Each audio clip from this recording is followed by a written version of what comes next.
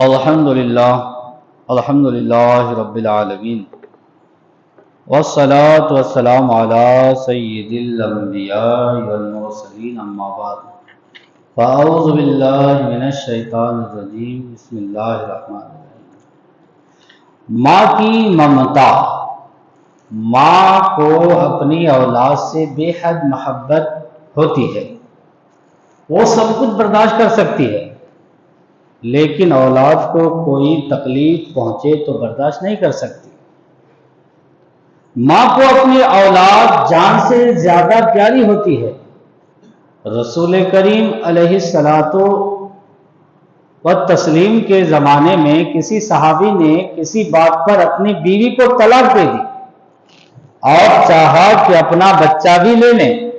ماں کا برا حال تھا، ایک تو شوہر کے چھوٹنے کا صدمہ، دوسرے یہ غم کہ یہ جگر کا ٹکڑا غم غلط کرنے کا سہارا بھی چھن جائے گا۔ غم سے نڈھال پریشان حال رحمت عالم صلی اللہ علیہ وسلم کی خدمت میں حاضر ہوئی اور اپنی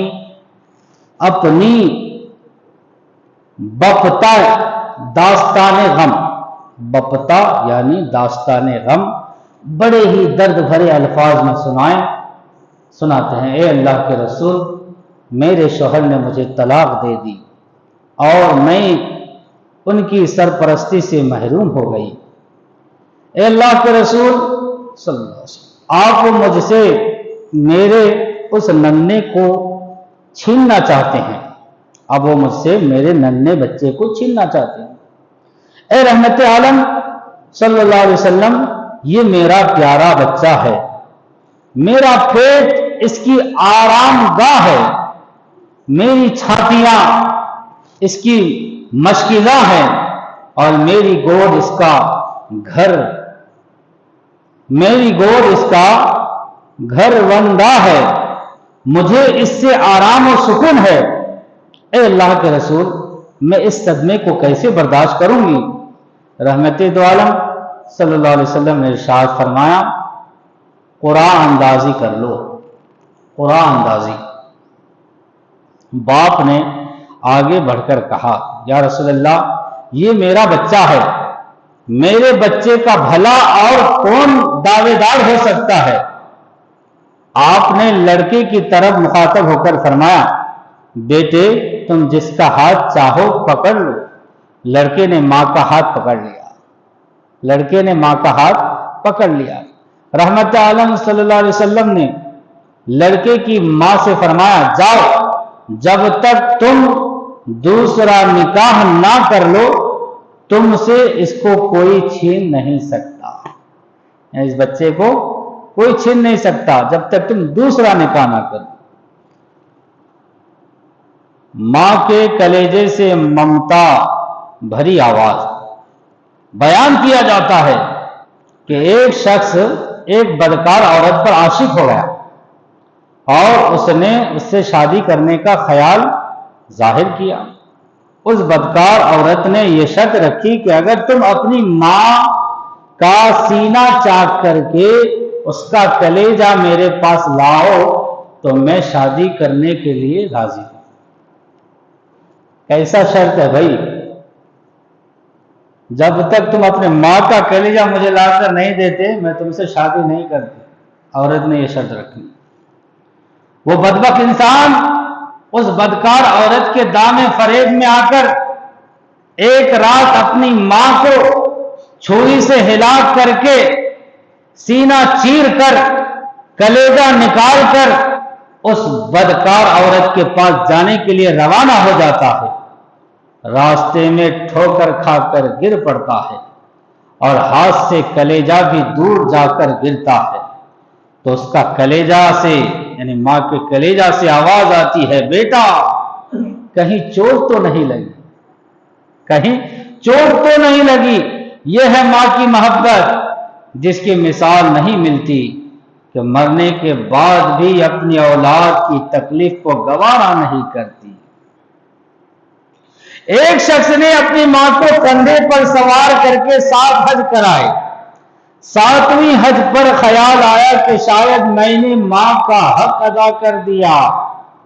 رات کو خواب میں دیکھا کہ کوئی کہنے والا کہہ رہا تھا کہ جب تو بچہ تھا، سردی سخت تھی تو ماں کے پاس سو رہا تھا، تو نے پاخانہ کر دیا، تیری ماں نے بستر اٹھا کر دھویا، غریبی کی وجہ سے دوسرا بستر نہ تھا، تیری ماں اسی گیلے بستر پر کڑکتی سردی میں لیٹ گئی اور تجھ کو رات بھر اپنے سینے پر لٹائے رکھا، تو کہتا ہے حق ادا ہو گیا۔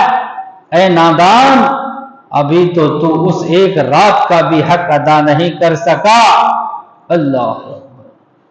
حدیث شریف میں ہے کہ ایک صحابی رضی اللہ تعالیٰ عنہ نے حاضر ہو کر عرض کیا، یا رسول اللہ، ایک راہ میں یعنی ایک راستے میں ایسے گرم پتھروں پر کہ گوشت ان پر ڈالا جاتا تو کباب بن جاتا، یعنی راستہ اتنا گرم تھا کہ اگر گوشت کا ٹکڑا ڈال دیا جاتا تو کباب بن جاتا۔ میں 6 میل تک، 6 میل، 6 میٹر نہیں، 6 کلومیٹر نہیں، 6 میل، 6 میل تک اپنی ماں کو اپنی گردن پر سوار کر کے لے گیا ہوں، کیا اب اس کا حق ادا ہو گیا؟ رسول کریم علیہ التحیۃ والسلام نے ارشاد فرمایا، تیرے پیدا ہونے میں جس قدر دردوں کے جھٹکے اس نے اٹھائے ہیں، شاید ان میں سے ایک جھٹکے کا بدلہ بھی ادا ہو سکا ہو۔ پیدا ہوتے وقت جو تیرے ماں کو جھٹکے لگے، ان جھٹکوں میں سے شاید ایک جھٹکے کا بھی حق ادا ہو۔ میرے پیارے اسلامی بھائیوں، میرے پیارے آقا صلی اللہ علیہ وسلم کے پیارے دیوانوں، ہماری ولادت کے وقت درد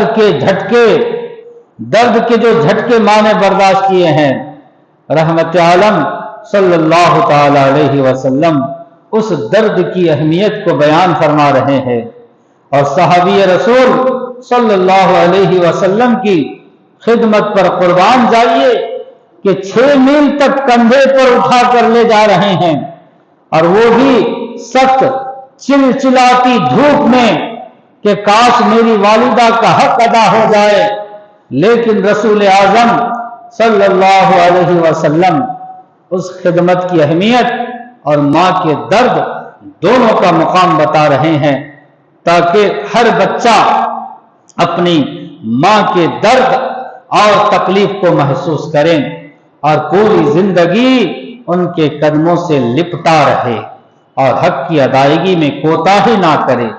رب قدیر جل جلالہ ہم سب کو اپنی والدہ کے مقام کو سمجھنے کی توفیق عطا فرمائے۔